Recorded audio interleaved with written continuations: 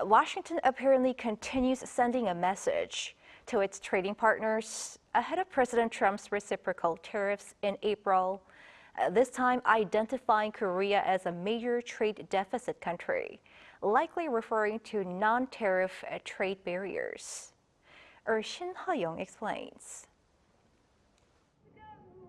With about 2 weeks until the announcement of reciprocal tariff plans, a top economic aide to U.S. President Donald Trump mentioned South Korea as a major trade deficit country. U.S. National Economic Council Director Kevin Hassett told CNBC on Monday that trade deficits with Europe, China, and South Korea have persisted for years, claiming the deficits are attributable to the country's high tariffs and non-tariff trade barriers. He added that if U.S. trading partners immediately lower all barriers, the negotiations will be over. Since South Korea and the U.S. have a free trade agreement that removes tariffs on most items, Hassett's statement is raising expectations of increased pressure on South Korea to lower non-tariff trade barriers.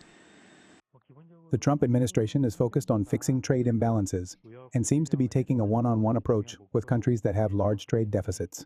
For South Korea, this could mean either imposing tariffs to reduce imports or negotiating to lower barriers, so South Korea can import more from the U.S. The expert from the Korea Institute for International Economic Policy emphasized the need for South Korea to review its contributions to the U.S. and assess potential U.S. demands on non-tariff trade barriers. We need to review our contributions to the U.S. and potential demands from the U.S. on non-tariff trade barriers.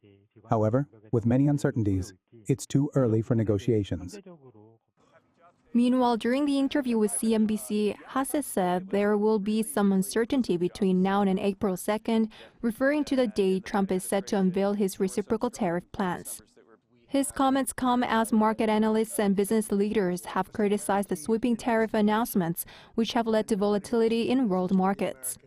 However, Hassett defended Trump's tariffs against Mexico, Canada, and China, calling them very positive developments, adding things will clear up after April 2nd.